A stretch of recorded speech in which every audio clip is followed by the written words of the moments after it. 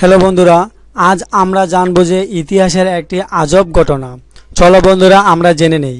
ইতিহাসে আজও কুখ্যাত হয়ে আছেন ভারতের রাজস্থানের রাজা কিষণ সিংহ। রাজস্থান মানেই বীর রাজপুত্রদের জায়গা। মহারানা প্রতাপ সিংহ থেকে সংগ্রাম সিংহ একের পরে এক বীর পুরুষের জন্মের জায়গা হিসাবে আজও রাজস্থানের নাম গর্ব ভরে নেওয়া হয়।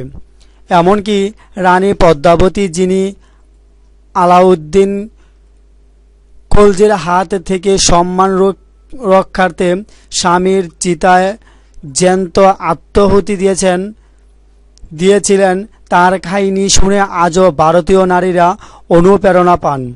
সেখানে রাজস্থানের মতো বীর জন্মের পাঠস্থানে রাজা কিষণ সিংহের কাহিনী স্বাভাবিকভাবেই অবাক করে। শুধু বৈভব বা অর্থ নয়, ছয় করা নয়। রাজা কিষণ সিংহ যেভাবে নারীর সঙ্গ উপভোগের জন্য এই সব করতেন, তার জন্য আজও তাকে ধিক্কার দেন রাজস্থানবাসী। 1889 সালে জন্ম রাজা কিষণ সিংহের দেওয়ান জারামানি দাসের লেখা বই থেকে রাজা কিষণ সিংহের নারী সঙ্গের বিস্তারিত তথ্য পাওয়া যায়। জানা যায়, রাতের অন্ধকারে সুইমিং পুলে নগ্ন হয়ে স্ত্রীদের সঙ্গে গোসল করতে নামতেন কিষণ সিংহ। এটা ছিল তার প্যাশন। রাজা কিষণ সিংহের রাজমহলে 40 জন নারী থাকতেন। রাজার গোসলের সময় এই নারীরাও নাকি নগ্ন হয়ে পুলে নেমে পড়তেন। বিলাসবহুল এই জীবনকে আরও রঙিন করতে রাজমহলের সামনে গোপনে মার্বেলে সুইমিং পুল বানিয়েছেন কিষণ সিংহ। এমনকি সেই সুইমিং পুলে যাওয়ার রাস্তা বাঁধানো হয়েছিল চন্দন কাঠে। সুইমিং পুলে নামার জন্য চন্দন কাঠের সিঁড়িও বাঁধানো হয়েছিল চন্দন কাঠে।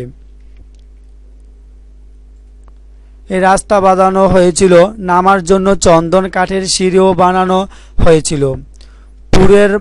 পুলের মধ্যে 20টি চন্দন কাঠের পাটাতন এমনভাবে রাখা হয়েছিল যে একটি পাটাতনে 2 জন করে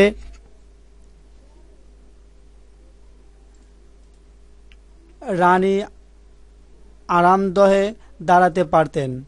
রাজা কিষণ সিংহের নির্দেশে প্রত্যেক রানীকেই হাতে মোমবাতি নিয়ে পুলের সিঁড়ি থেকে একদম সিঁড়ির শেষ ধাপ পর্যন্ত দাঁড়াতে হতো।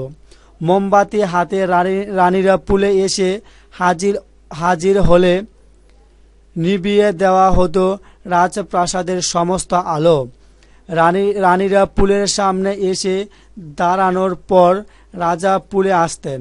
সুইমিং পুলে নামার সময়ে এক এক করে রানীদের পুলে ছুড়ে দিতেন রাজা, কেবল একজন নারীকে বহু দূরে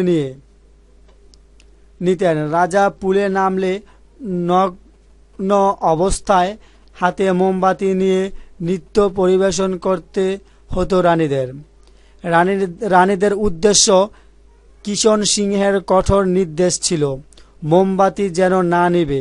নাচের শেষ মুহূর্ত পর্যন্ত যে রানীর হাতের মোমবাতি জ্বলত তাকে নিয়ে নিজের তাজমহলে যেতেন রাজা।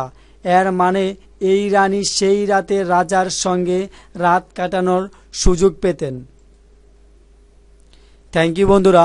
আমার এই যদি ভালো লাগে তাহলে তোমরা ইউটিউবে এইসব এবং বাংলাদেশ আশ্চর্য কাহিনী লিখে চার্জ দিলে আরও অনেকেই পাবে।